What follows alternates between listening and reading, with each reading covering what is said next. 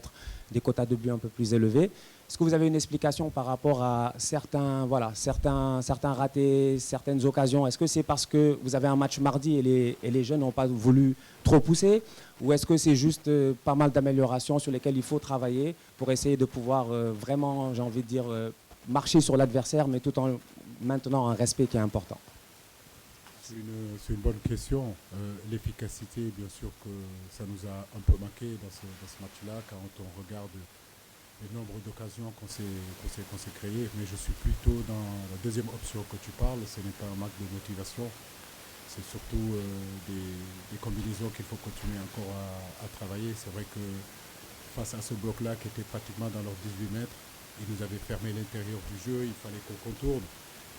Ismaël Jacob a apporté beaucoup de centres, mais souvent l'adversaire les a déviés. De l'autre côté, avec Crépin, il a apporté aussi des centres, mais bon, l'adversaire a toujours un pied ou bien une jambe pour enlever le ballon. C'est ce que je disais. Dans ces zones-là, on peut dire que le centre n'est pas bon, mais quels sont les mouvements à l'intérieur? Il faut un peu plus de sacrifice. Un qui va au premier poteau, l'autre qui va au deuxième poteau. En réalité, avoir un peu plus de mouvement pour que le centre puisse trouver le receveur dans des meilleures conditions. Nous allons continuer à travailler. Le plus difficile dans le football, c'est de se procurer des occasions. Et ces derniers temps, on se procure effectivement beaucoup d'occasions par rapport au nombre de buts que nous marquons. À côté de ça, je suis très satisfait parce que c'est important, comme je l'ai dit, dès ce début des éliminatoires de gagner.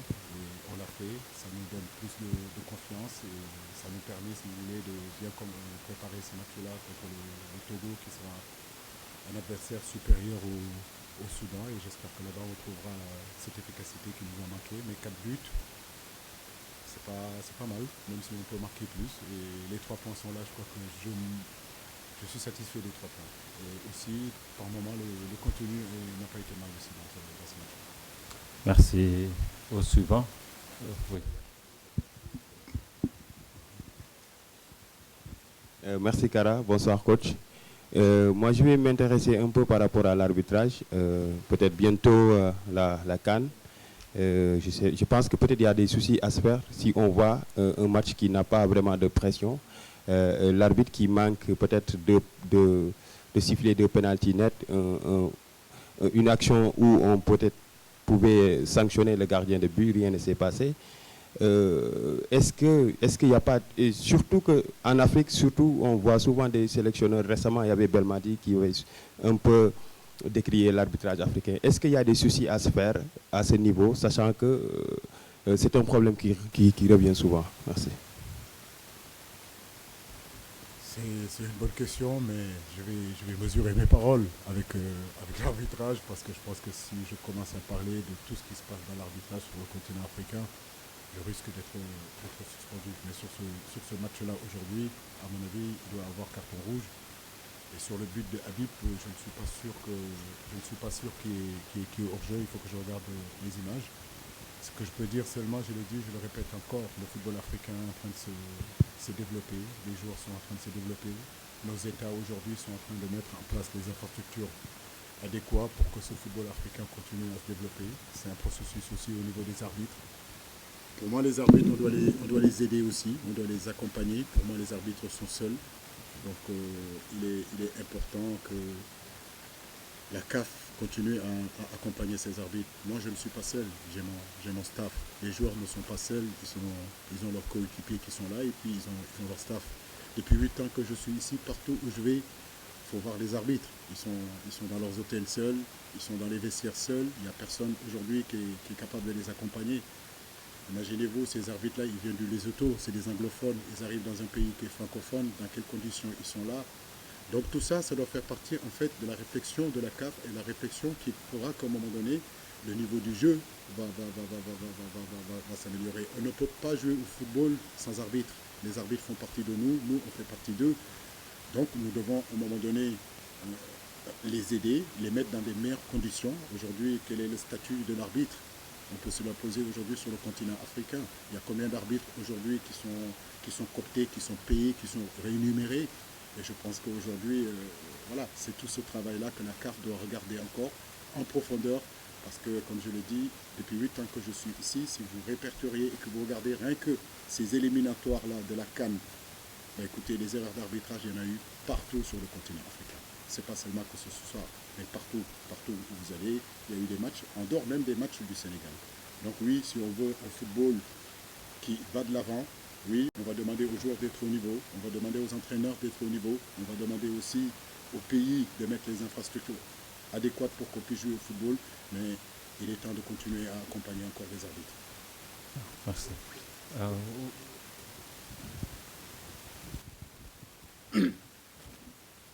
C'est bon? Ok, au suivant. Merci Kara. Bonsoir coach, toutes nos félicitations. Depuis le match contre le Cameroun à Lens, on a vu que maintenant l'équipe joue sur différentes organisations. On vous a vu sur une défense à 3 à Lens. Aujourd'hui en première période, on vous a vu avec jouer sur du 4-3-3 classique. En deuxième, on a vu même un 4-4-2 losange évolutif. Est-ce que vous êtes en train d'être de pied ferme dans la CAN, de cacher réellement votre schéma organisationnel? Qu'en est-il de cette organisation qui bouge, qui change de match à autre? Merci. C'est notre progression. Aujourd'hui, il est important non seulement de gagner, mais surtout de bien jouer. C'est vrai qu'il y a une nouvelle philosophie qui est en train de se mettre en place. Depuis le match du Brésil, même le match contre le Bénin, on arrive sur le plan tactique, si vous voulez, à changer notre style. Voilà, parfois on peut jouer avec trois défenseurs. Parfois on est capable de jouer avec un numéro 10 comme on l'a fait aujourd'hui à l'image d'Iliman qui a été en dessous de Sadio et d'Habib. Je pense que c'est très intéressant de partir à cette CAN-là en ayant 2 ou 3 systèmes de jeu qui nous permettra, si vous voulez, que l'adversaire aura de moins en moins la possibilité de nous lire. Je crois que ce qui est important, c'est surtout cette animation-là, l'expliquer à nos garçons sur le plan théorique, mais surtout sur le plan pratique aussi. J'ai vu de très bonnes choses par rapport aux consignes, par rapport à notre philosophie de jeu, par rapport à notre plan de jeu. Tout ce qu'on a travaillé pratiquement toute la semaine là, je l'ai vu. Et je pense qu'il faut qu'on continue. C'est vrai que le système qu'on a joué à Lens est différent du système qu'on a joué aujourd'hui. Celui qu'on a joué aujourd'hui est différent aussi de celui qu'on a joué contre le Brésil. En réalité, avec les joueurs intelligents qu'on a, ils sont capables de s'adapter et donner des bons résultats. Il faut qu'on continue comme ça. Merci. Une autre question? Ah oui, Adia. Bonsoir coach, félicitations. Je vais surfer sur la question de Malang. Face au Cameroun, vous avez dit que vous avez touché à 25% de ce que vous voulez.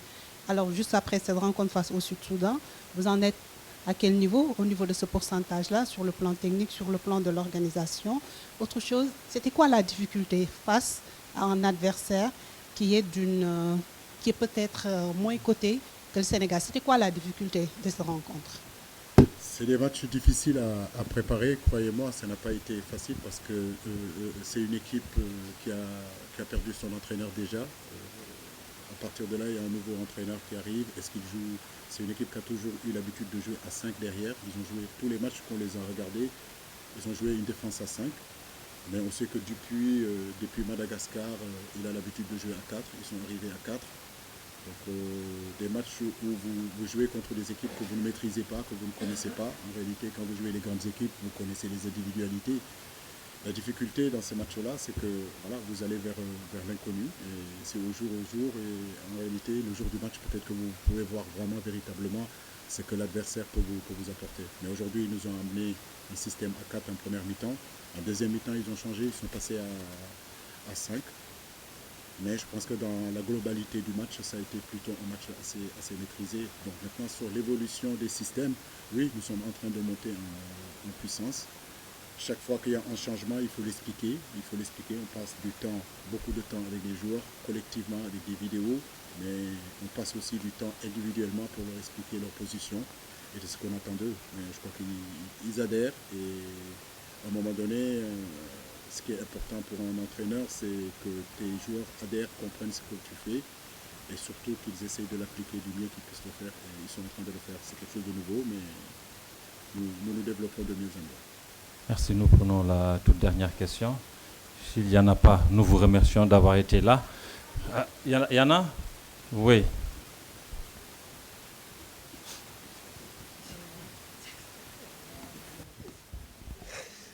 Bonsoir coach. Alors j'ai fait un peu mes devoirs et je me suis rendu compte que pratiquement sur les éliminatoires de la CAN, Pape Matar Sarr a joué pratiquement tous vos matchs. Et aujourd'hui on voit qu'il prend de plus en plus de place dans votre équipe. Aujourd'hui par exemple par rapport à sa prestation, comment vous l'appréciez? Il y a aussi un néophyte qui a fait sa première titularisation, en l'occurrence Lamine Camara. Finalement, lui aussi, comment vous appréciez sa prestation?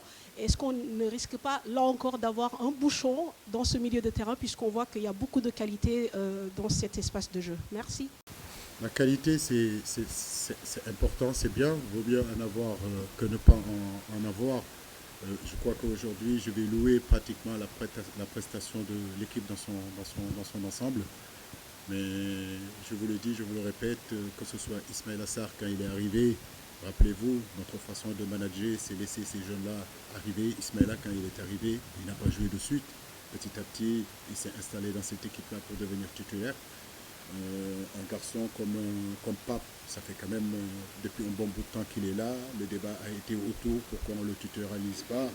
Mais je dis, c'est une étape. Aujourd'hui, c'est vrai que depuis quelques temps, il s'installe. Mais ça coïncide aussi aux performances qu'il fait aussi avec son club Tottenham. Donc forcément, il prend un peu plus d'envergure. Physiquement, il est en train de s'étoffer. C'est un garçon qui a énormément de qualité. Nous comptons sur lui. Lamine Camara, c'est la même chose aussi. C'est un garçon qui est pétri de talent. Comme je l'ai dit, aujourd'hui, on a voulu le mettre. On l'a vu. Il est capable de faire de très bonnes choses. Il a marqué un but. On les encourage à continuer à avoir surtout la tête sur les épaules, ne pas s'enflammer, parce que le football, ça va très vite. Aujourd'hui, ils sont là. Tout se passe bien pour eux.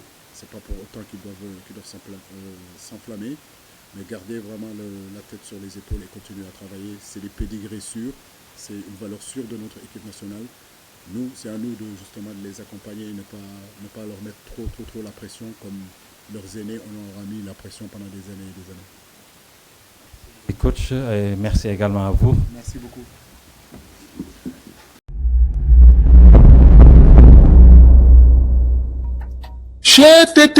mais yow sa waay yow fu ñu la fekk yaa ngi ci kanamu ordinateur bi wala sa kanamu tablette ba sa téléphone portable lu xew mais damay lire ay information waaw xoolal boo bëgg am ay information yu leer nañ et en temps réel duggal ci www.senegal7.com ay information yu wóor man de maa ngi application Sénégal 7 lépp lu xew dama koy jot ci sama téléphone ci tàng bi te nag application Sénégal 7 am ko yomb na da ngay dugg ci Play Store wala Apple Store nga télécharger ko rek xam li xew ci réew mi ak la xew ci bitim réew te nag dara du la ci umpu. Vous voulez des informations en temps réel? Cliquez sur www.senegal7.com. Sénégal 7, le roi de l'information en temps réel.